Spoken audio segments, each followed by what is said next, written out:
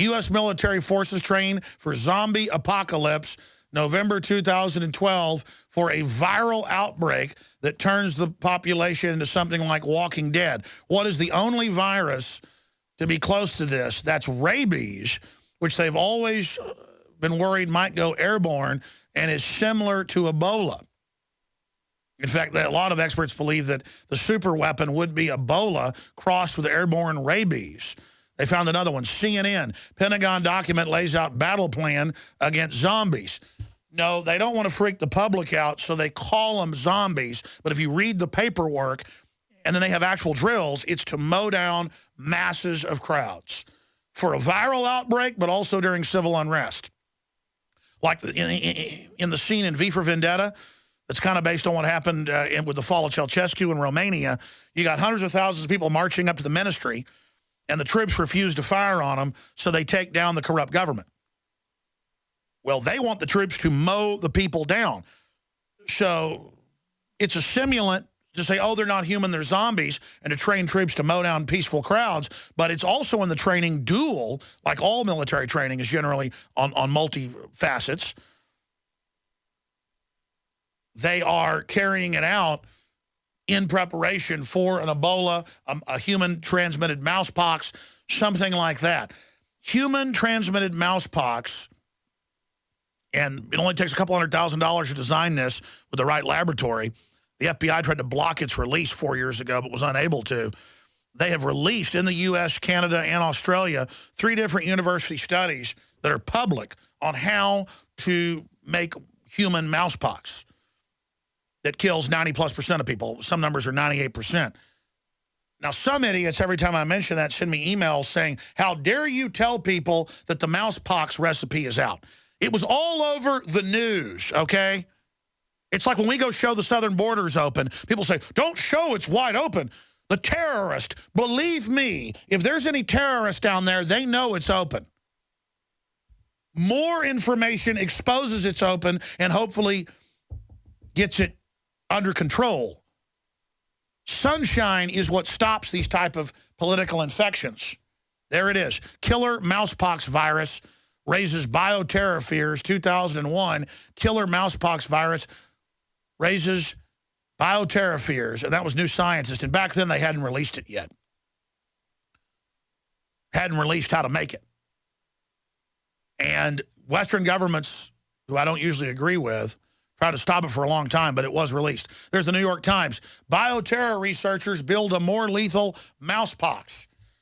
And so this is an ongoing serial situation where it just happens repeatedly because governments continually try to block it. MI6, FBI, don't release that. And generally, I'm all for releasing university research, but they shouldn't be creating weaponized mousepox and weaponized Ebola. They shouldn't be creating weaponized rabies. And they sure shouldn't be releasing how to do it. Now, call me a conspiracy theorist. Common sense is now called conspiracy theory. That's all I'm doing is putting out common sense here. If you just joined us, Obama to ask for $88 million to boost anti-Ebola effort. That's out of the Rappler.com. What does that mean? You're doing that to then fly more Ebola patients back here and then put them in facilities that don't even have proper protection in them? Again, we pointed this out back last month, and we're called evil demons for saying, why are you flying people in when it's never been done before and you're not supposed to, and this stuff could clearly already be airborne, and you're not even putting them in level 4 bioweapons labs. You're putting them in university research hospitals. This is crazy. And I'm trying to not rant and rave here, but it is just amazing to have CBS News call us conspiracy theorists on August 6th, and AP and everybody else because we dared link to federal documents that are on the CDC website. How dare us? And I'm not making this about InfoWars and whining here. I'm angry because what are they doing producing weaponized mousepox, weaponized rabies? Do you know what the only thing that would make people actually act like zombies and run around biting people would be weaponized rabies? Have you ever seen somebody dying of rabies? I have seen a university film clip of it. And let me tell you, it isn't pretty. It's a lot scarier than these zombies in these movies. Someone chained down, strapped down to a gurney, with sweat pouring off of them, biting so hard their teeth break off with their eyes bugging out. It makes the Shining video whenever the actor comes through the door with the hatchet. It makes Jack Nicholson look like an angelic creature, what rabies makes people behave like. And they've been messing with that on record for 50-something years. Plum Island, weaponized tick-borne syphilis is now called, on record, Lyme's disease. And it's spread all over the country from the East Coast, from New York.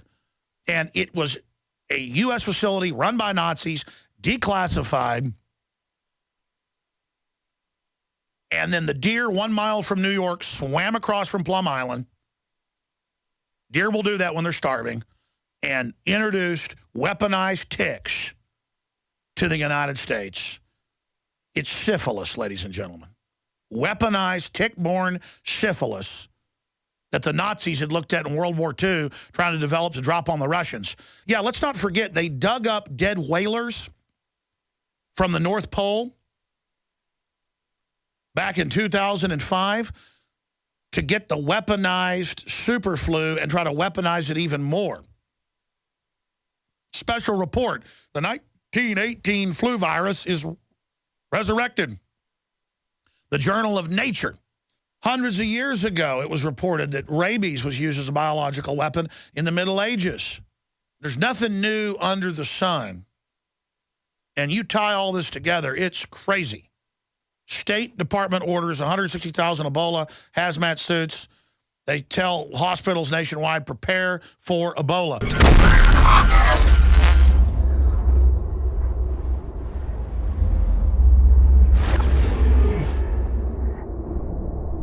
The globalists have controlled the mainstream media for a long time, but now they're expanding, making the weaponization even more vicious and deceptive. All the major networks are state-run. We are partnering this year with the NFL. The NFL has become a political weapon against the Second Amendment and pushes Obamacare. MSNBC tells us that our children belong to the state. We have to break through our kind of private idea that kids belong to their parents or kids belong to their families and recognize that kids belong to whole communities. The brainwashing media machine has been turned up on high, and it's time for humanity to double down on the true people's media and strike back against the tyrants that are destroying our civilization with their lies and fraud. We are the resistance. You are the resistance. You are the info war. It is more important than ever to realize that we are not the alternative media. We are the true media. The establishment dinosaur press is dying. We are in an information war, and we are losing that war. Join us at InfoWarsNews.com and PrisonPlanet.tv. Members can share their memberships with up to 11 people. By subscribing, you will literally be buying war bonds in the info war to expand our operation in the face of the tyrants. Join us at PrisonPlanet.tv.